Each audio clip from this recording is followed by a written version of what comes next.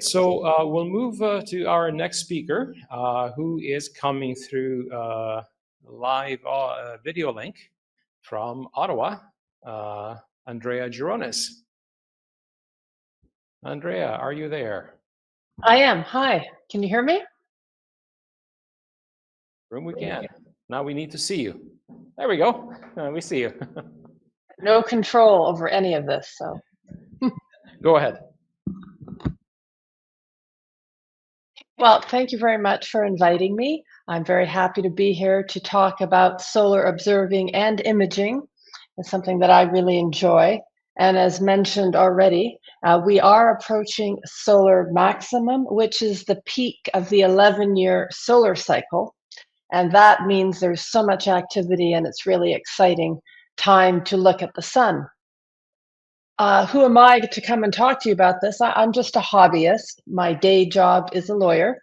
I do live in rural Ottawa, so I have a bit of a dark backyard. I do nighttime astronomy, of course, but I started doing solar astronomy a couple of years ago, and it's really nice. You get good night's sleeps. It's warm and sunny.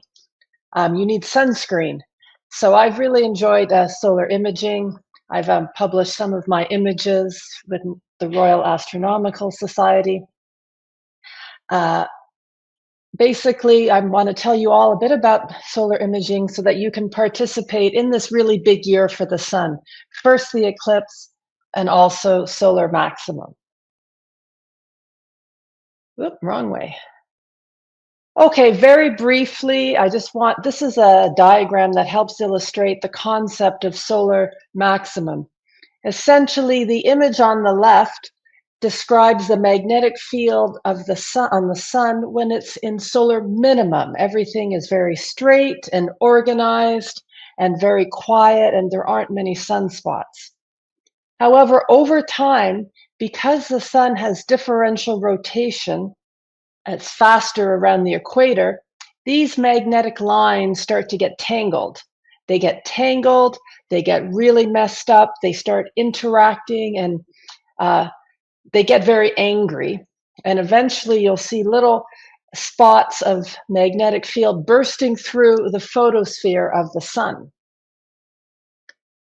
This is sort of a close-up of what a sunspot is. It is, you can see the magnetic field loop is popping out through the surface of the sun, which was called the photosphere.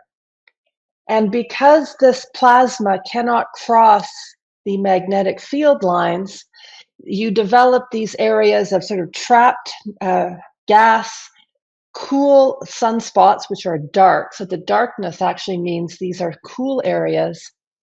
And the longer this solar maximum cycle goes on, the more complex and more active the sun becomes. The first and easiest way to do solar observing is to use what's called a white light solar filter. And I'm assuming many of the people in this audience have a telescope. And so that they use at night, bring that telescope out during the day and put a front-mounted white light filter. And you'll be able to see details on the sun's photosphere, such as sunspots. You'll also be able to see something called granulation. So it's like the granules on the surface of the sun, particularly as it gets close to the edge of the sun, they become more distinct, they're whiter, they're called faculae. Many people who do both observing and imaging often use something called a green continuum filter, and you can use it visually and you can use it for imaging. When you show people it visually, they do wonder why the sun is green. All right, so these are my solar filters, and as you can see, I wouldn't win any prizes from kindergarten teachers. I do my cutting. It's not very professional. However, all I do is I make a holder for my film. And the film that I buy, I bought a roll of it. It's Bader number 5 Astro Solar film. This film will be safe for both visual and photographic solar observing through a telescope. Don't hold it up to your eye, but you can put it on the front of your telescope. And you'll see here as well, I have those little red circles are planetary cameras. Anybody in your group who takes images of planets will be familiar with planetary imaging. We tend to take videos, and then we use software to stack the individual frames from a video. You do the exact same thing with solar observing. You might also notice there's a box in one of the pictures. When you do solar observing, you need to shield your computer from the sun. You need to, wear sunscreen, sun hats. You got to take care of so you don't get burnt. This is just an example of what we need to do, which is take a video. And this was a sunspot grouping. It was one of the biggest ones that we saw as of last summer. And we take a video, and eventually we will run this video through a software program, and that's going to stack the individual images. And so what would happen, I couldn't use this film because of the cloud, but on a clear day, you can get an image like this one.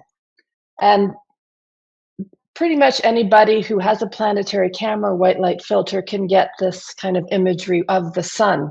And you can see along the edge there is granulation, and sunspots themselves have a dark center, and they have a lighter, the center is the umbra, and then they have a lighter penumbra. One of the things that can get pretty complicated these days when you're looking at the sun is trying to figure out, well, what is that sunspot group and which way is north? You'll see actually that my image is a little slanted because normally the sunspots do go across from east to west in a very straight line. So mine are on an angle. What I tend to do when I do my solar imaging is I have my phone and I use the Space Weather Live app, and that was also referred to by your previous speaker. And it has a section just on the sun. It talks about solar flares, CME launches, and it has a sunspot map. And I do a screenshot on my phone and I keep track of it because literally the sunspots change every day. And that's why we love the sun. It's always changing, it's always moving. I also take a screenshot of a picture of the sun in H alpha, and that's a different kind of telescope, and I'll talk more about that in a moment. But again, it's the Gong network, and they have H alpha telescopes looking at the sun from all around the world all the time. So again, I take a snapshot because I want to be able to go back and match up the features of the sun to the sunspot, and then sometimes I actually do a sketch for my journal. And honestly, it's gotten so busy on the sun, you have to keep track because it's really hard. Oh yes, I wanted to talk about this. I showed you before white light filters on a telescope. You can use them for your camera. In fact, most of my eclipse photography is done with this kind of solar filter. Again, kindergarten skill level here. But you just stick it on your DSLR, your mirrorless camera. For the total eclipse that's coming, this is what I'm using. What you do have to remember is you got to take that filter off during totality. Then you got to put it back on. So remember to take it off, remember to put it back on. So I have it's a static tripod, and that's what I use to take this image of the solar eclipse in June near Ottawa. Essentially, because when you put that filter on, you will not be able to see any of the landscape. You have to get there before the eclipse, before the sun is even risen, take your foreground shots. Then you're going to stick the filter on and you're going to catch your eclipse sun and moon as they go by. And you'll go back home in Photoshop and you will put them together. And this is similar to what I did when I was in Albuquerque for the annular eclipse. We had to get there really early. I had to take the foreground before the sun rose above that mountain. I knew it was coming out of the mountain, so I knew how to frame everything. But once the sun has come over the mountain, you need to put that filter on to protect your camera sensor because you will melt your camera sensor. Okay, that's white light solar observing and imaging. You can do a lot of really interesting things really inexpensively. H alpha is like a step up in the telescope front. There are generally out there are what they call dedicated H alpha telescopes, and that's all they do.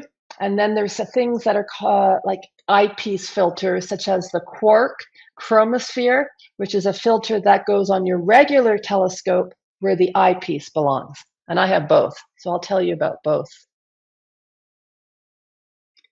I began my journey with solar with this teeny little scope, and I don't think people really appreciate how little it is. Here it is. It's tiny. It's the smallest, cutest little scope. And it comes with a dovetail, and it comes with a little finder. You can use it for visual. You can just stick an eyepiece in here. It's really lovely for visual. And you can thread on your planetary camera, and you can take pictures with it as well. I did almost a whole year of just imaging with this telescope setup. You can see it's light enough to go on a Star Adventurer, and a Star Adventurer has a solar tracking speed, so it's perfect. This is the kind of images that I was able to get with this little tiny scope. I do most of my solar imaging with a monochrome camera. So the monochrome camera is more sensitive. It's very high contrast. And then you can add false color. And I'll explain how you do that a little later on. But most people who do solar imaging, I've tried with my color camera, and it's really hard to do it with a monochrome camera. The other thing you'll note here is that my images, I tend to process a lot of them inverted. For some reason, because the chromosphere is what we're observing in H alpha, it's a little higher above the photosphere. When you invert it, everything just sort of pops a little more. So you'll see in white, those are filaments, those are solar storms, and the dark areas are actually really bright areas, and sunspots are the white spots you see there. So it can be a little confusing for people.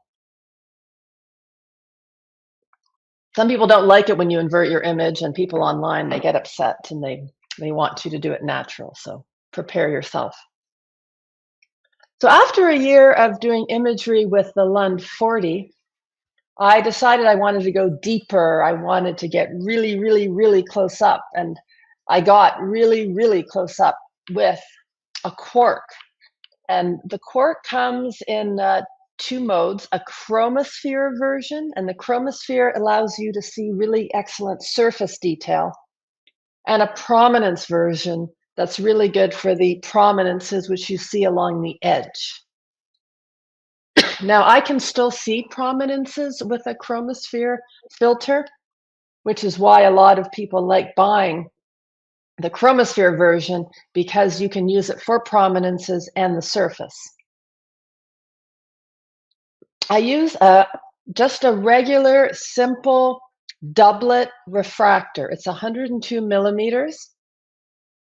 That is the biggest size telescope you can use without having a front-mounted rejection filter.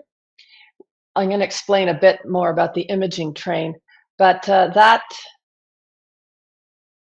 anyway, this is the setup that gets me much deeper, and I'm going to explain a little bit more about it, how I set it up. This is the imaging train. So the quark part is actually, I don't know, can you see hopefully you can see my mouse. The black and white piece in the middle is the actual quark filter.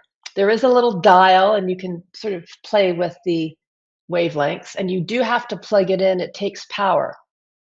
You will need some adapters. You'll need a UV IR cut filter on the front within the imaging train. This is all at the eyepiece side, because the IR cut filter is actually an energy rejection filter. For small scopes, you can put it there. For a larger scope, you will need to mount it on the front. So most people just do 102 millimeter refractor with a cork. One of the things people don't realize when you get a cork is it has a built-in 4 times Barlow. So it's super zoomed in. So a lot of people use a reducer. So they have a Barlow to zoom in and a reducer to widen the field.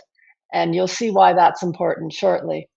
And then I've put in a tilt adapter. I used the ADC, which is something that planetary imagers know about. It's an atmospheric dispersion corrector. A lot of people have one of those for planetary. I use it sometimes to tilt the sensor. If I ever get, there's an artifact you can get known as Newton's rings. And a little tilting sometimes gets rid of that. So the cork, I mean, if you get the cork, you have to be also prepared to buy a whole bunch of little accessories. So this is my cork setup in the backyard with 2 different ways. When I first bought it, I just stuck the eyepiece into the diagonal, and that works totally fine. And lots of people, you can observe with your eye, and you can also stick in the camera and do imaging with it. I'm a bit fussy with my imaging train. I found there was a little wobble, so I decided to do a fully threaded imaging train, which is the image on the left. And as you can see, it gets very long. I prefer it that way because it's a little steadier, especially because you do have to do flat frames with solar, which is a tragic thing, but they really do help. Okay, so using this configuration, you can get really, really zoomed in on the sun. And I mean, you don't even know where you are here. You are staring at one sunspot. You're getting so much detail. You're seeing the umbra. You're seeing filaments. All those little bushy things are called spicules. And I mean, I just love being this zoomed in with the cork. But that being said, I do like zooming out with the reducer. And this was when I was doing some early experiments. So this is the exact same sunspot, but using a reducer. And you can see it's a little different, it's a little sharper, and it's a little easier to figure out where you are on the sun. You can actually see an edge. This is the kind of thing where if you don't have your little map of the sun, you won't even know what you're looking at, and you're not necessarily certain if you're, right side up or not. The other thing you can see really well in with the cork and NH alpha are spicules, and obviously what you're seeing along the edge are flary prominences. But the little tiny fringe, that's known as the spicules, and they're just little tiny, little micro flares happening all the time on the sun. And you can get this level of detail with home equipment, which is insane. Of course, everybody loves the prominences and the flares, and that's the very dramatic part of imaging the sun. And this just happened to be a little flare I caught while I was in another part of the sun. I had to quickly zoom over to catch this little bright spot happening. And I do like to do time lapses. That's something I enjoy doing. This next image, of course, is what the chromosphere is really all about, which is that detail of sunspots. It's going to make you a little dizzy staring at this, but this was a time lapse where I get my morning coffee, I sit out in the sun, I set up with taking some images, and I have an automated time lapse going for at least 2 hours. In about 2 hours, you can see movement on the sun. You can see activity between sunspots. You might even see little flares, little tiny explosions. The point of this was that one of the challenges with the cork is you are so zoomed in, it's very hard to get a full disk. You are always looking at little chunks of the sun. So I started trying mosaics of the sun. And with the quark, and even with a reducer, which gives me that wider field of view, it's a 12-part mosaic. And you have to really go fast when you do a 12-part mosaic of the sun, because it's changing. You don't want it to change by the time you image the layer below. So you got to zoom across 3 or 4 times and try to get all your images as quickly as you can. The one thing that has saved me is I've discovered that Photoshop has an auto align and auto blend feature, which has turned out to be really, really useful. And it made this mosaic, it put it together almost perfectly. So that is really great. So this is just a quick summary of sort of the process for solar imaging. I'm not going to go into the detail. It is pretty technical. I'm going to say that there are a few videos out there by Simon Tang. I think he's done 2 with Skywatcher, and I think he did 1 with Chuck's Astrophotography. And he starts from the beginning, acquisition, step by step, all the way along till he's finished processing. And he is well known. He's internationally famous. He's the best, one of the best solar imagers out there. So his process is great. Just quickly, you need a monochrome planetary camera. You want a 3.0 camera because you want fast speeds. There are some really great ZWO ones, and the Player one, Apollo Max, I don't have, but I think if I was going to buy one, that would be the one I would start with. I do use SharpCap because of the Simon Tang videos. You don't need long videos. The sun is extremely bright. You do stacking and auto stacker, and you use the program IMPPG. It's a specialized program that you use for solar imaging. It'll do contrast and it'll do sharpening. And it's really the secret sauce behind a lot of wonderful solar images. To make your monochrome image color, make it orange, what you have to do is convert your image to RGB, and you just take your midpoint, your red, you raise your red levels, and you lower your blue levels, and suddenly everything is orange. So that's the trick for that. And I've already mentioned auto align and auto blend are like a miracle for me, and mosaics. And then this is just a pretty time lapse I did in June. Something that I didn't really realize until I started doing solar imaging is I can really only image from about March to November in my backyard in Ottawa. The sun just gets so low. I have no breaks in the trees. So in the summer, however, I do like to image primarily in the morning. It has the steadiest skies for me. I'm going to end up by just talking a bit about filaments.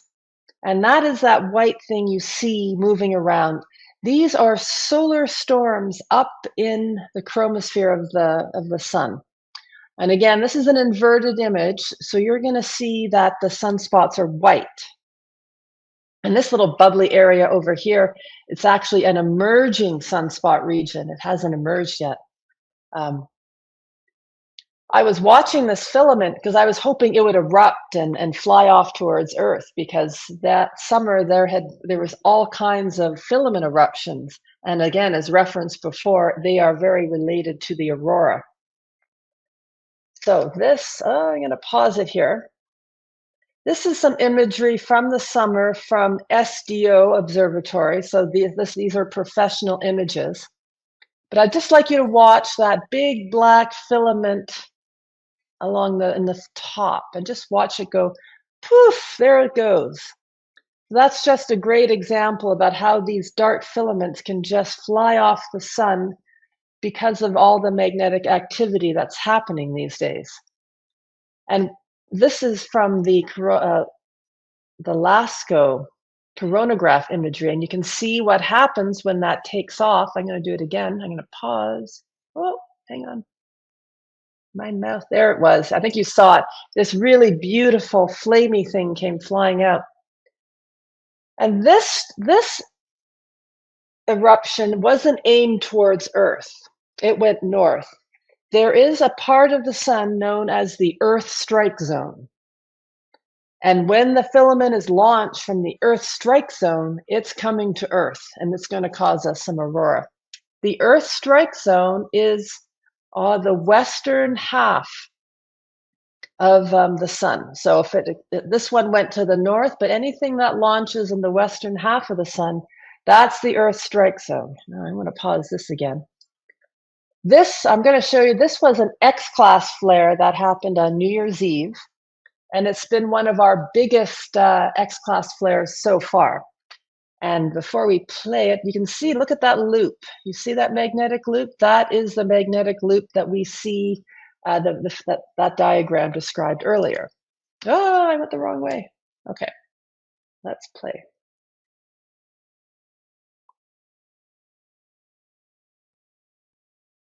Oh, I missed it. Hang on. Let me see if I can find it again.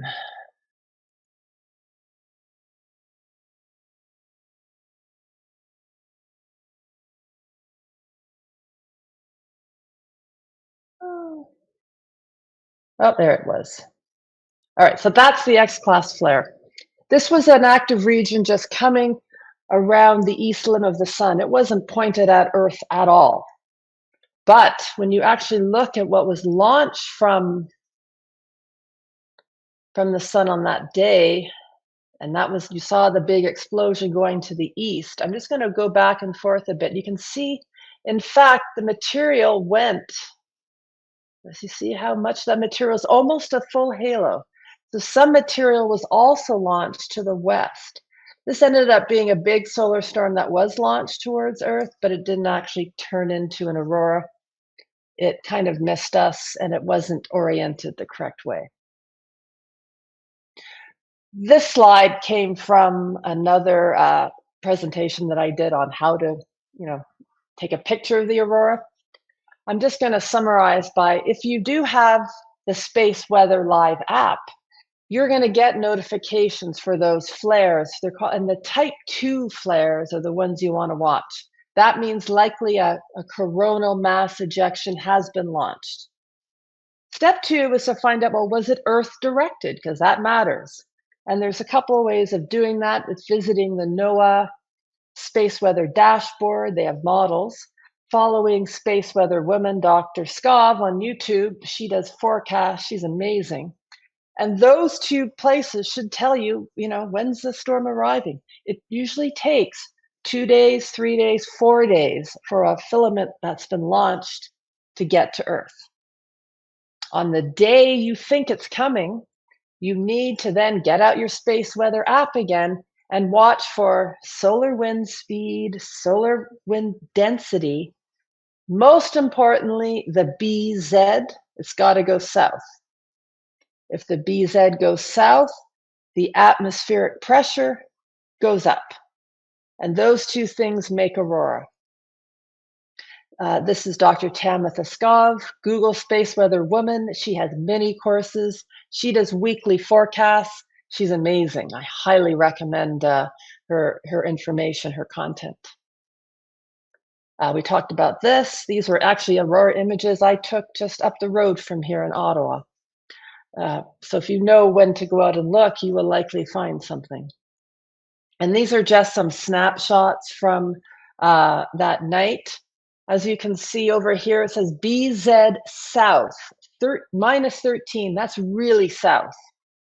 And I didn't take a screenshot of the hemispheric pressure, but it was at 96 gigawatts. So I knew something was happening. And it was even a full moon, and I could still see this aurora. And as soon as you have that kind of hemispheric pressure, you're going to see red in the aurora oval. Okay. So next, oh yes, I'm just going to end now.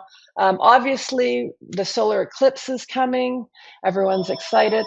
I'm so sorry my phone is going. Yeah, hopefully you can't hear that. Hang on.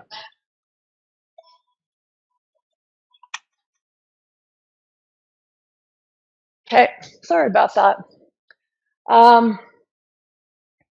Yeah, so these images were taken from Albuquerque. I ended up deciding to do an H alpha telescope image because there was never going to be totality. For the eclipse this year, you're not going to use an H alpha telescope. It makes no sense. As soon as there's totality, you won't see anything. So this was an annular eclipse thing as well. You'll see there's like little Bailey's beads. And when you see the next video, you'll see that there are actually some prominences in a good location. So I'm going to end with a time lapse that I took of the Albuquerque video. And there is usually dramatic music. And there we go. And those are all the sunspots from that day.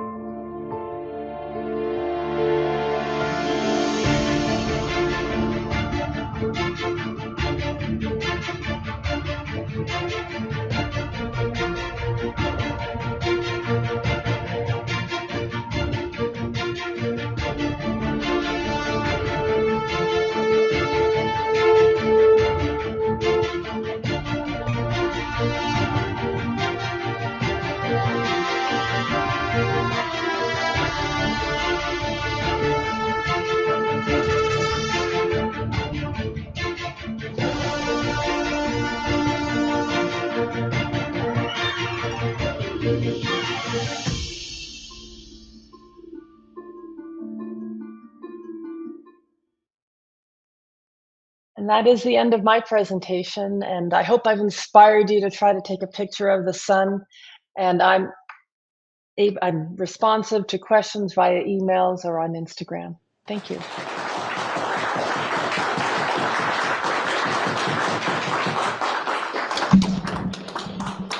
Thank you very much, Andrea. A wonderful presentation full of useful information for us and great images. So thanks again for presenting to the Toronto Centre. My pleasure. Do we have questions for Andrea in the room? Yes. Okay, let me walk over with a microphone.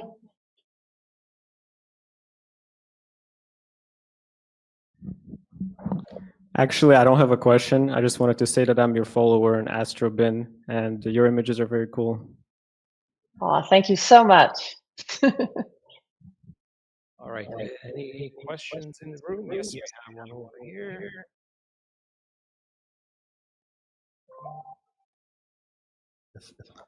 Thanks for a really cool talk. I was just wondering, where's the best place to get the solar film if we wanted to do some of the solar imaging ourselves here? Yeah, apparently it's getting hard to find. The telescope stores that are in Toronto or just north of Toronto, Telescope Canada, Ontario Telescope, Kitchener Telescope. Well, you know what? Go anywhere. Go on Amazon. But you should try and start looking for it now. It can be hard to find. But I ordered all of mine. I got a whole roll of it from Telescope Canada. Indeed. Any questions online? No questions. Oh, over here we have one in the room. Thanks, Andrea. There was a discussion online as to whether during the 4 minutes or 3 whatever minutes of eclipse we can see, are there possibly going to be any changes in prominences? Because I suspect the images you showed were sped up rather quickly, and I'm just curious to know how fast they change. Like, do they change over 5 minutes or 5 hours? They very rarely change more than in 4 minutes. I don't think they will change very much. That's one of the challenges of a lot of my time lapses is I'm staring at it for 2 hours and I actually don't see any change, but there's something subtle happening. I don't think there'll be enough time for anybody to capture movement. And that seems to be a sort of waste of your totality time. Like there are other things you could be doing rather than try and time lapse a prominence. So I don't think there'll be much movement in 3 minutes that we can see. That's my I don't know. I have a quick one for you, Andrea. Where will you be observing the eclipse from? I'm going to be in my car heading towards Kingston, but willing to go east or west depending on the cloud cover. So I'm staying in Ontario. Okay. Regarding Kingston, I was looking at the map and I saw that near Sandbanks is maybe the best place. Definitely the Sandbanks area will be a good place. Mhm. It is also really hard to get in and out of. So if you want to go there, get there early and plan on staying there a very long time. That is the feedback I've been getting from Kingston Rask, is the getting in and out to anywhere close to the water. There's a lot of construction on bridges in the area. So just be prepared that, yeah, you might get in, but you may never get out. I'm glad I asked. I wasn't aware of that. Yeah, I would. I plan your routes around there easily. It's like only one road in to the park. Right. Okay, we have a question in the room. Andrea, this is Adrian. We were bunkmates over at Starfest. That's right. That's right. Excellent. I know both I and yourself, we chatted a little bit, but one of the things I didn't get to ask you while we're having Starfest time is what piqued your interest in getting you involved with solar imaging and imaging in general? Because I saw some of your images and they're amazing. Well, the imaging I've always liked and I've always enjoyed. The solar imaging, actually, I'll tell you, there was a video Dylan O'Donnell did, a little video about the cheapest little easy way to take solar images, and it was with this telescope. And so I bought one, and it was so cute and cool. And as you know, a lot of people know, if you take pictures of deep sky objects, I mean, they're challenging and it's fun to find them, but they don't change. And I love that the sun is like always happening, and you're always trying to catch that thing that might happen, or that flare or filament launch. So I think that's why I like solar.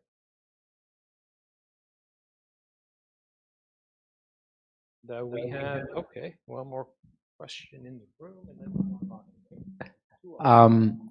So I'm a high school teacher with really limited funds, but this is really cool.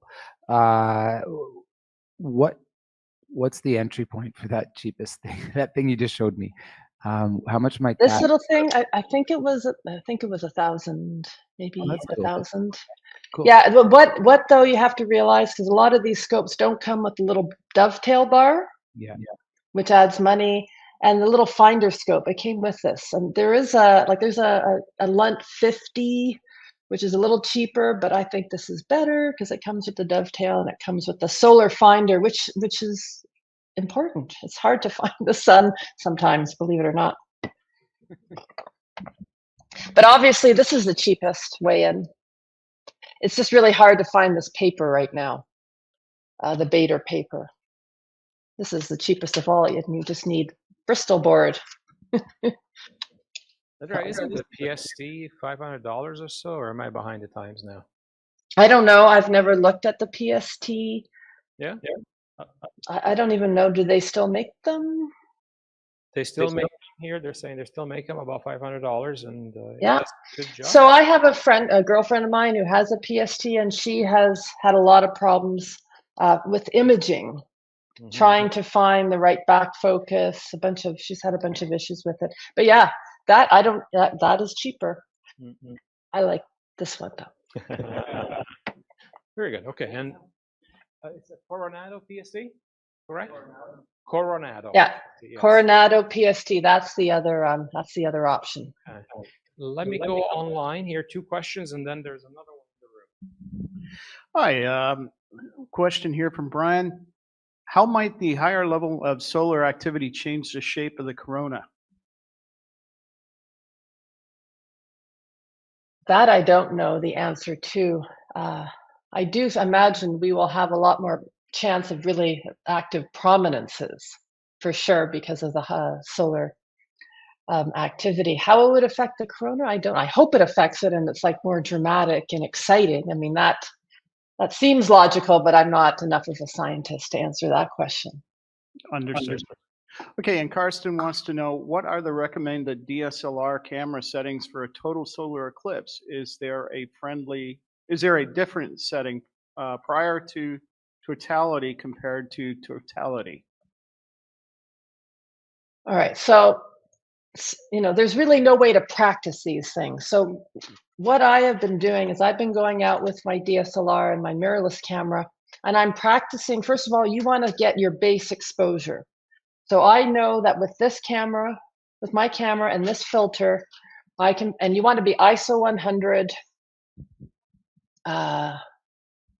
I think my aperture was, I think I had a little telescope, so my aperture was fixed. So I figured out what was you figure out your sharpest aperture for your lens, because it may not be, different apertures will be different. It'll probably be a mid aperture, f10 or something. And then from there, you find the exposure that doesn't overexpose the sun. That's your base. As the totality comes, you're going to have to keep increasing it. And in my experience, I just sit there. I click the whole time, and I'm bracketing on each side, and click, click, click, click, click, and sometimes you need to increase, and sometimes you don't need to. And at some point, you'll get close to totality where you just want to do a range, and you want to have your sequence ready, because for the corona, obviously you want some short exposures and some long exposures, but you only have so many minutes. And the diamond ring, the big risk with the diamond ring is flare. So you want to try to get a few exposures around the diamond ring area. So just keep your ISO and your aperture fixed, but you're going to be moving your exposure, you're bracketing it as much as you can.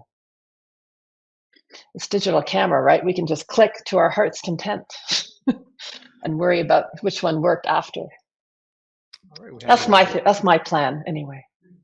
Andrea, one more question in the room. Here it is. Yeah, great. Thank you. That was very exciting. I'm eyeing that Lunt 40 telescope there. Can you recommend a website for constructing those solar filter caps for DSLRs? We made one of those at Starfest, but I feel like I've forgotten some of the steps, and I have some of the leftover material. Yeah, the one at Starfest, was different because you could flip it up for totality and flip it down. Right. So this one you'll have to take off and put back on.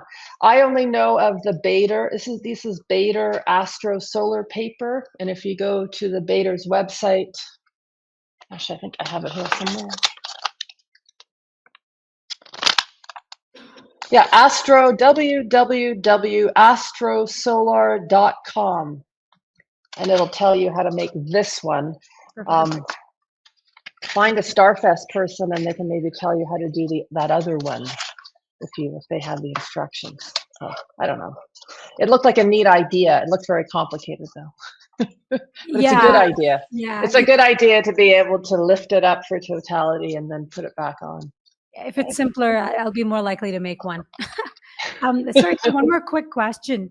You know, when you see these pictures of the solar eclipse, you see sort of the total eclipse, but you see, I think, the flares coming out the side, and it looks really beautiful, like it's flowering almost. Is there anything special you have to do to take those kind of photos, or do you take that with the uncovered DSLR during totality? And that's how you get that image? Yeah, those are taken without a filter during totality. The key you're going to want to make sure you're focused. So the best focus you have. I tape my focus down at the beginning of the eclipse. So you want to be in good focus, and you want to do a range of exposures during totality. And one of those will blow out your prominences, and one of them will be just perfect. You want a wide range. That's the advice I can give you on that. Thanks again, Andrea, for presenting to us. Okay, well, thank you so much for having me. I enjoyed it.